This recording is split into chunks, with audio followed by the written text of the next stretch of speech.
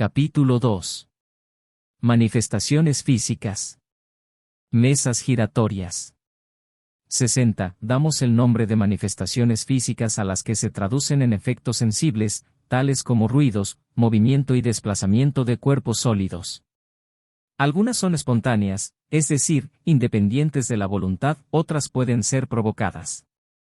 Para comenzar, solo hablaremos de estas últimas. El efecto más sencillo, y uno de los primeros que fueron observados, consiste en el movimiento circular impreso a una mesa. Ese efecto también se produce con cualquier objeto, pero como la mesa es el más utilizado debido a su comodidad, la expresión mesas giratorias prevaleció para designar esta especie de fenómenos. Cuando decimos que ese efecto es uno de los primeros que se observaron, nos referimos a los últimos tiempos, porque no hay duda de que todos los géneros de manifestaciones se conocían desde las épocas más remotas. Y no podía ser de otra manera, puesto que se trata de efectos naturales, tuvieron que producirse en todas las épocas. Tertuliano se refiere en términos explícitos a las mesas giratorias y parlantes. Durante cierto tiempo, ese fenómeno alimentó la curiosidad en los salones, hasta que las personas se cansaron de él y pasaron a cultivar otras distracciones, ya que solo lo consideraban un entretenimiento. Dos causas contribuyeron a que las mesas giratorias fueran dejadas de lado.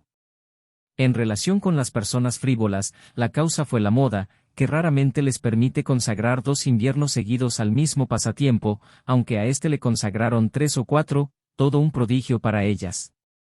Por su parte, las personas respetables y observadoras descubrieron en el fenómeno algo muy serio, destinado a prevalecer, y abandonaron las mesas giratorias para ocuparse de las consecuencias, que son mucho más importantes.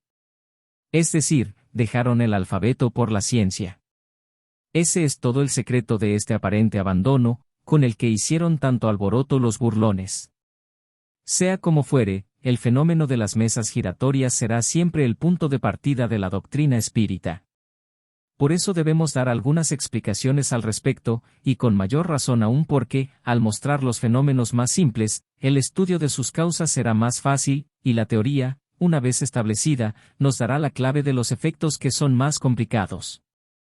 61. Para que este fenómeno se produzca, es necesaria la intervención de una o muchas personas dotadas de una aptitud especial, a las que se designa con el nombre de médiums. El número de los cooperadores es indiferente, a no ser que haya entre ellos algunos médiums cuya facultad se ignora. En cuanto a los que no tienen mediumnidad, su presencia no produce ningún resultado, e incluso podría ser más perjudicial que útil, debido a la disposición con que muchas veces participan. En este aspecto, los médiums gozan de mayor o menor poder y, por consiguiente, producen efectos más o menos notorios. Muchas veces un médium poderoso producirá por sí solo más que otros 20 juntos. Bastará con que coloque las manos en la mesa para que, en ese mismo instante, ella se mueva, se eleve, se dé vuelta, dé saltos o gire con violencia. 62. No hay ningún indicio de la facultad mediúmnica, solo la experiencia puede darla a conocer. Cuando se desea hacer una experiencia en una reunión, simplemente se requiere que los participantes se sienten alrededor de la mesa y coloquen sobre ella las palmas de las manos, sin hacer presión ni esfuerzo muscular. Al principio, como se ignoraban las causas del fenómeno, se recomendaba tomar muchas precauciones, que con posterioridad se constató que eran absolutamente inútiles. Por ejemplo, la de alternar los sexos, o también la del contacto entre los dedos meñiques de las diferentes personas, para que se forme una cadena ininterrumpida. Esta última precaución parecía necesaria porque se creía en la acción de una especie de corriente eléctrica. Más adelante, la experiencia demostró su inutilidad. Las únicas prescripciones de rigurosa obligatoriedad son el recogimiento, un absoluto silencio y, sobre todo, la paciencia, en caso de que el efecto se demore. Es posible que se produzca en algunos minutos, como puede tardar media o una hora.